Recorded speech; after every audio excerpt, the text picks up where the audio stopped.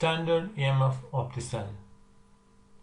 The EMF of a cell is the difference in the electrode potential of the two electrodes. So if we have a galvanic cell, suppose we have here a copper electrode and a zinc electrode. We connect the zinc electrode with the copper here.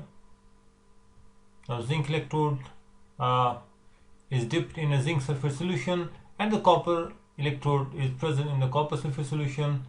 Now this cell that you get from here has a voltage of 1.1 volts. So basically this is the EMF of the cell, or you can say this is the cell voltage. In a galvanic cell, we know there is a transfer of electron from one electrode to another electrode, which means that one electrode is getting oxidized and the other one is getting reduced. In this particular example, it is the zinc which loses the electrons. The electrons are being transferred from zinc to the copper. So that means zinc undergoes oxidation. So oxidation takes place at the zinc electrode and reduction takes place at the copper electrode. The electrode where oxidation takes place is normally called as anode, and the electrode where reduction takes place is called as cathode. So which means zinc here acts as an anode and the copper acts as a cathode. So for the flow of electrons, we need the two electrodes having the different electrode potentials. We need an electrode that can lose electrons easily, and we need the electrode that can gain the electrons. So that means in a galvanic cell, we should have an electrode with a high oxidation potential and the electrode with the high reduction potential. That means there should be a one electrode that has a very high tendency to lose the electron, and the other electrode should have a tendency to gain the electron. And this tendency, if suppose we have two electrodes but the electrode potential of the two is same, right? That means there will be zero EMF. Why there will be zero EMF? Because the EMF is the difference in the electrode potentials.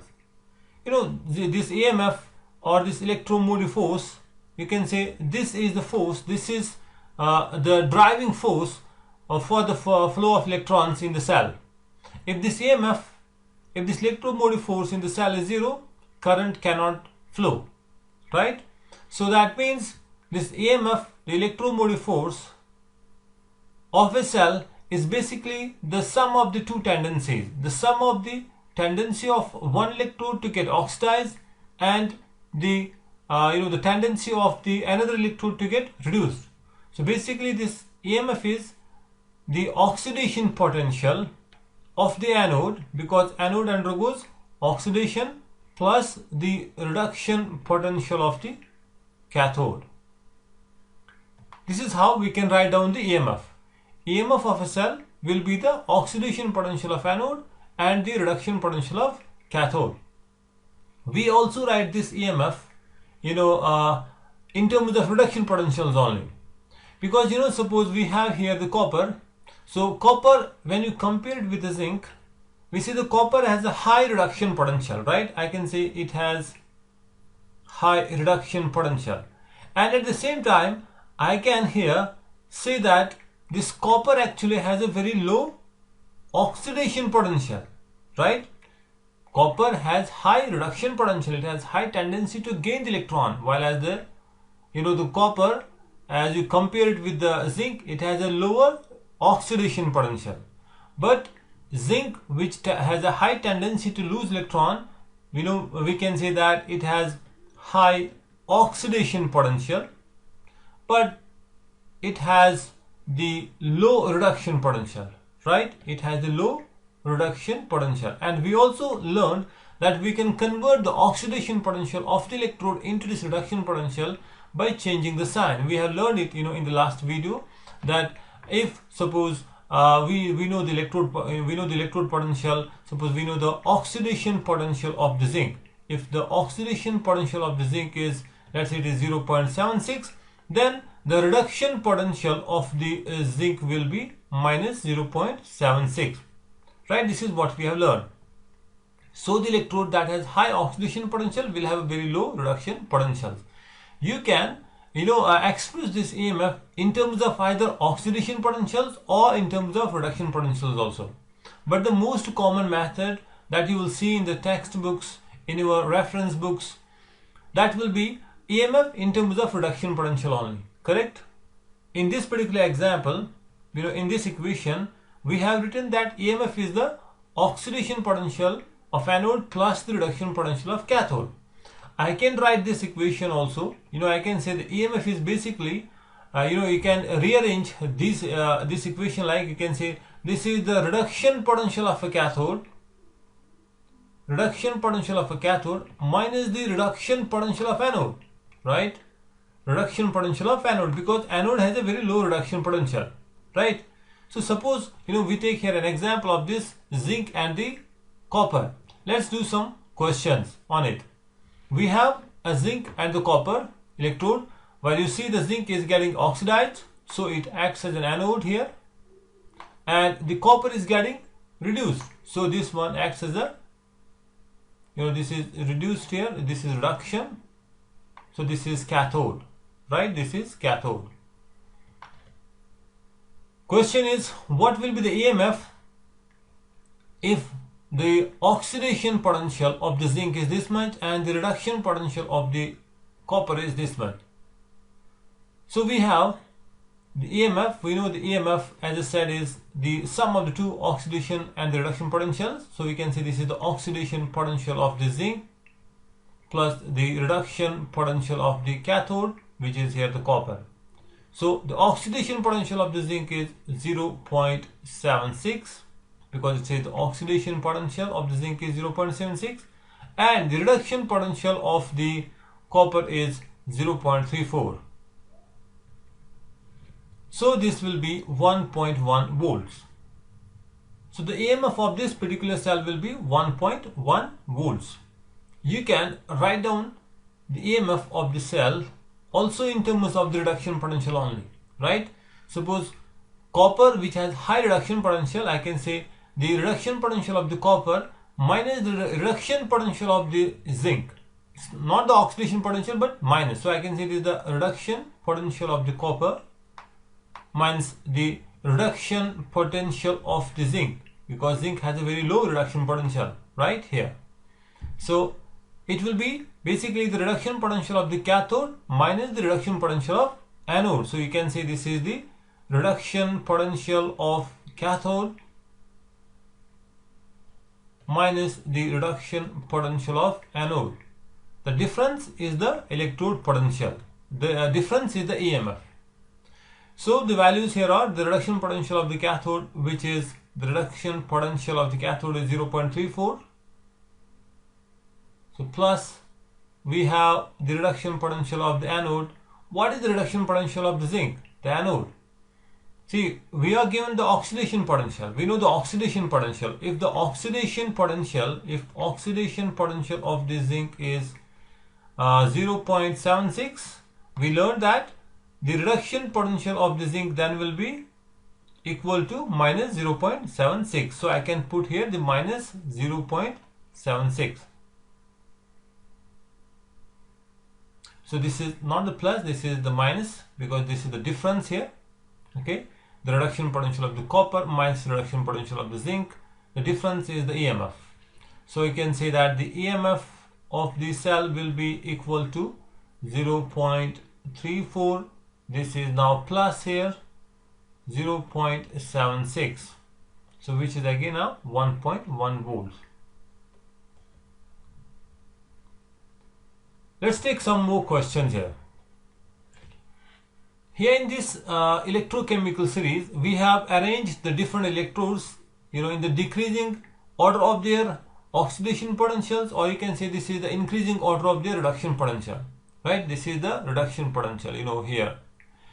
The lithium has a very low reduction potential. You can see the lithium has the reduction potential of the minus 3.05. So therefore its oxidation potential will be plus 0.34. So it will be plus 3.05.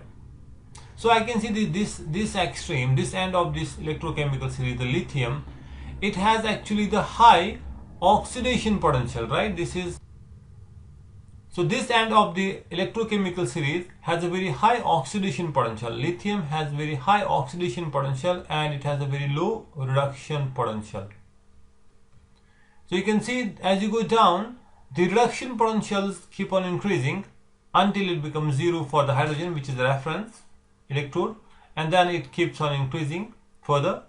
So that means the fluorine among these elements has the highest, this reduction potential, right? It has a very high reduction potential but very low oxidation potential, very low tendency to lose electrons, but it has a very high tendency to gain the electrons. Now you can find the EMF of the of any cell by connecting any two electrodes. You can see the electrodes which are above this hydrogen, in this electrochemical series above the hydrogen. All these electrodes, the lithium, potassium, calcium, sodium, magnesium, all of these electrodes has the reduction potential in the negative sign, right? You can see it is the very low reduction potentials, right? So that means they will have the high oxidation potentials if you compare it with the hydrogen. So if you connect any of those electrodes with the hydrogen, then hydrogen will act as a cathode in that case, and these elements, they will act as anode, because anode has high tendency to lose electrons. So means, like, suppose if you connect the zinc electrode with the hydrogen electrode, right? If you connect the zinc with the hydrogen, so zinc has a high here oxidation potential, the hydrogen has high reduction potential, right? When you compare the two, you can say zinc will act as an anode here and the hydrogen will act as a cathode. And you can also connect any two electrodes. Suppose you can connect the iron here, iron with the hydrogen. Again, in this case, iron will act as anode and hydrogen will act as cathode. But an electrochemical cell, a galvanic cell that you get from hydrogen and these, right, any of those electrodes which is over here, you can see these electrodes have a high reduction potential. So in that case, hydrogen will act as anode, right, and these electrodes will act as cathodes.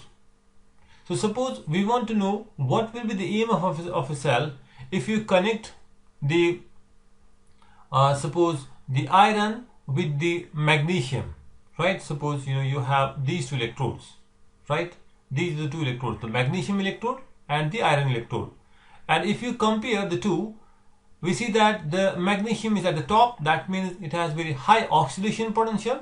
Relatively, if you compare the magnesium with the iron, magnesium has a high oxidation potential, so definitely it will now act as an anode here in this case. And iron, which has higher reduction potential as compared to the magnesium, so therefore this electrode will act as a cathode. It will gain the electrons, right? Now the EMF of the two cells, EMF of this particular cell, we can say will be EMF of the cell, you can say, is the oxidation potential of anode plus reduction potential of cathode. Or you can say the EMF of the cell is basically the you can say this is the reduction potential of the cathode minus reduction potential of the anode. You can use any of those two examples, those two equations to find the EMF. Let's work on the second case. The EMF of the cell will be the reduction potential of the cathode. What is the reduction potential of the cathode? Cathode in this case is the iron, so its reduction potential is minus 0.44. So it is minus 0.44, and then we have the reduction potential of anode. The anode here is magnesium. Its reduction potential is minus 2.37. So negative 2.37. So it will be minus 0.44 plus 2.37. So when you solve this one, it comes out to be 1.93 volts. This will be the EMF of the cell. Hope you got it. Thanks for watching the video. Bye for now.